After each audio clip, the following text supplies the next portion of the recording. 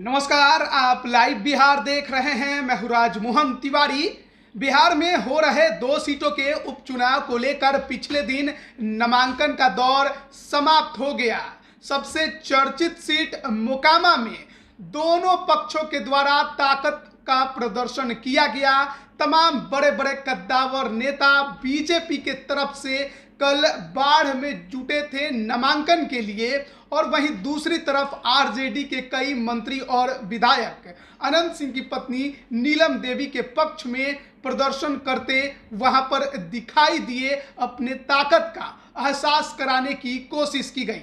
लेकिन देखिए, अब तो नामांकन होना नहीं है, अब तो लड़ाई अपने आखिरी पड़ाव पर पहुंचने जा रही है। 3 नवंबर को मतदान है और उसके पहले दोनों पक्षों द्वारा पूरी ताकत लगाई जाएगी, जिसका पहला तस्वीर हमने कल बाढ़ में देखा। देखिए, बात हम मोकामा की करेंगे कि मोकामा में जो नामांकन कराया गया उस दौरान दोनों पक्षों द्वारा जो एफिडेविट दिया गया उसमें क्या कुछ जानकारियां दी गई और उसमें क्या कुछ अपने बारे में बताया गया कि दोनों जो प्रत्याशी हैं, चाहे नीलम देवी हो या सोनम देवी हो, उनकी शिक्षा क्या है, उनकी संपत्ति क्या है, उन पर आपराधिक मामले क्या हैं। इन तमाम विषयों पर चर्चा इस वीडियो में हम करने जा रहे हैं।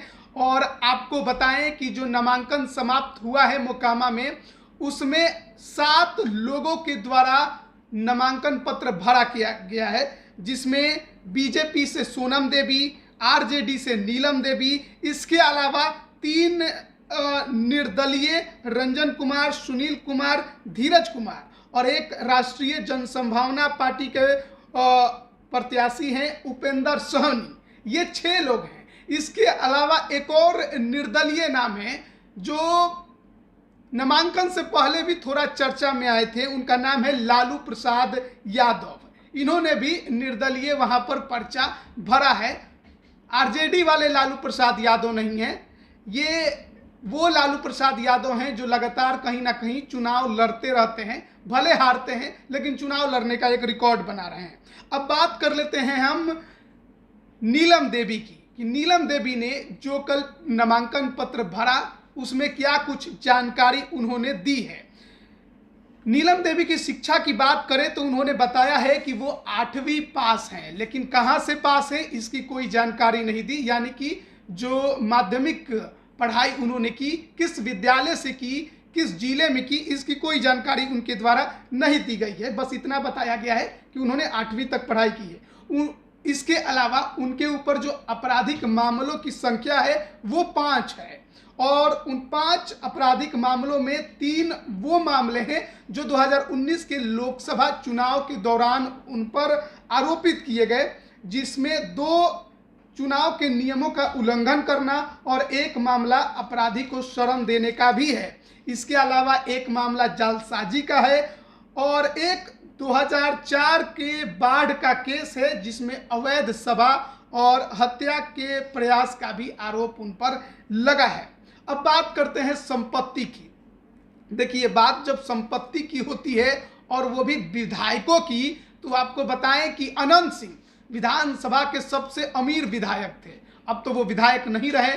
उनके विधायकी खत्म होने के वजह से ही मोकामा की सीट पर चुनाव हो रहा है। नीलम देवी उनकी पत्नी प्रत्याशी हैं, तो ऐसे में आप अंदाजा लगा सकते हैं कि संपत्ति के मामले में नीलम देवी भी पीछे नहीं रहेंगी। और आपको बताएं कि अनंत सिंह से ज्यादा चल संपत्ति जो है वो नीलम देवी के नाम पर है।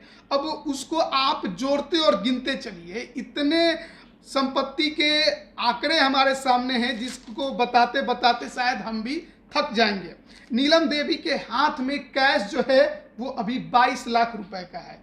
इसके अलावा बैंकों में भी लगभग 40 लाख के आसपास जमा है। गाड़ियों की बात करें तो Innova Crysta, Fortuner, Mahindra Thar, ये तमाम गाड़ियां उनके नाम पर हैं।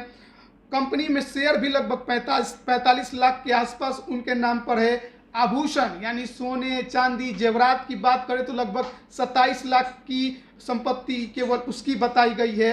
यानी कि टोटल बैंक में जमा है और नगद है, गाड़ी का दाम है, आभूषण है, इसकी केवल संपत्ति को हम जोड़ दें तो इसकी संख्या लगभग आपको 14 करोड़ होती है। इसके अलावा वहीं अनंत सिंह के आंकड़ों को बताएं तो वो केवल 15 करोड़ की है।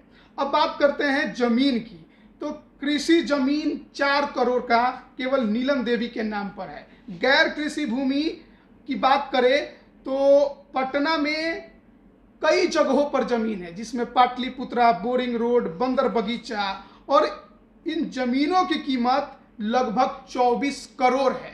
अनंत सिंह के नाम पर ज़्यादा जमीन है नहीं, जो है वो बाढ़ में है, जो कि उनका अपना पैतृक गांव है। 8 लाख उसकी संपत्ति बताई गई है। कमर्शियल बिल्डिंग की बात करें तो 18 करोड़ की कमर्शियल बिल्डिंग है, अनंत सिंह के नाम पर 10 करोड़ की है।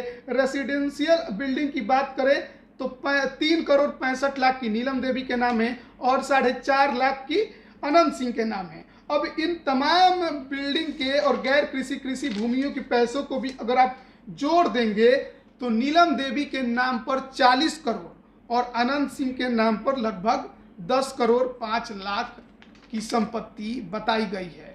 और इसके अलावा जो और जानकारी हमने आपको दी ही कि कैसे नीलम देवी के अकाउंट में कितने पैसे हैं, आभूषण कितने हैं, तो ये टोटल अगर जोड़ दें तो नीलम देवी के पास के चल अचल संपत्ति की कुल जो आंकड़े हैं वो है 65 करोड़। और इसके अलावा अनंत सिंह की बात करें तो उनके पास लगभग है 25 करोड़। हालांकि नीलम देवी पर 21 करोड़ का लोन भी है, इसको भी ध्यान में रखने की जरूरत है। अब बात कर लेते हैं सोनम देवी की। सोनम देवी ललन सिंह की पत्नी हैं, बीजेपी के सिंबल पर उम्मीदवार बनी हैं। अगर इनके शिक्षा की बात करें तो इन्होंने 7वीं तक पढ़ाई की है राजकीय मध्य विद्यालय समस्तीपुर से। आपराधिक मामले इनके ऊपर एक भी नहीं है।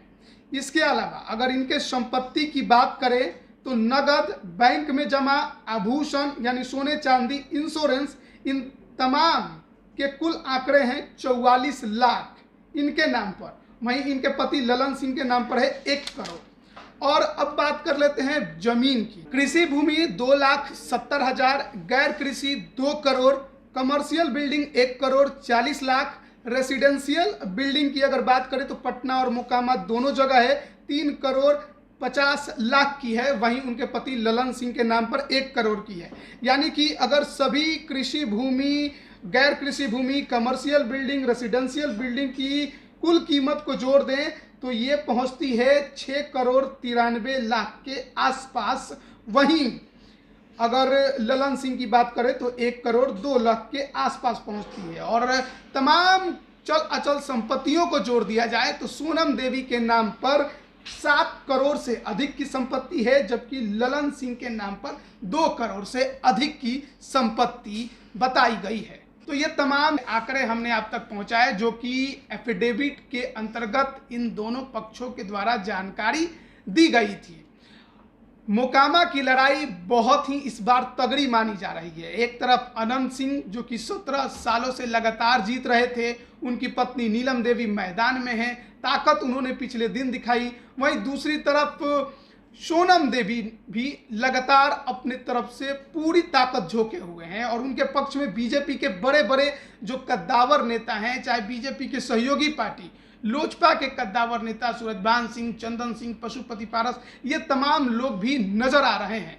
और ये भी ध्यान देने वाली बात है कि पिछले दिन नीलम देवी का जब नामांकन हुआ आरजेडी के सिंबल पर महागठबंधन से, तो आरजेडी के तमाम लोग तो पहुंचे थे, लेकिन जेडीयू के नेता लोग गायब नजर आए थे। तो इस बात का भी डर शायद अनंत सिंह के समर्थकों को हो सकता है कि कहीं जेडीयू वाले इस बार भीतर घात ना कर दें, क्योंकि ललन सिंह और अनंत सिंह की जो एक दूसरे के प्रति नाराजगी है या कहिए दुश्मनी है, जेडीयू वाले ललन सिंह की हम बात कर रहे हैं जो राष्ट्रीय अध्यक्ष है, वो भी जग जाहिर है।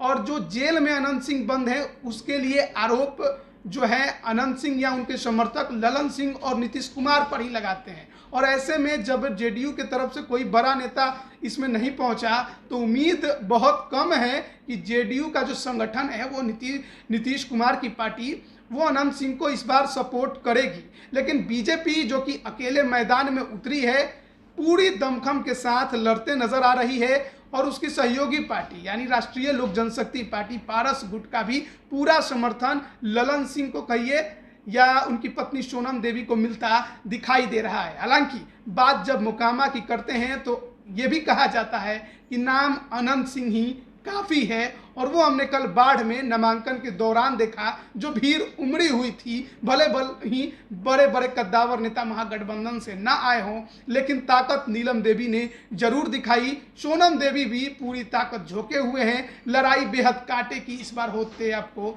दिखाई दे सकती है। आप बने रहिए लाइव बिहार के साथ, तमाम अपडेट हम आप तक पहुंचा रहे हैं। आप सभी का बहुत बहुत धन्यवाद। लाइव बिहार YouTube पर सब्सक्राइब और Facebook पर लाइक जरूर करें।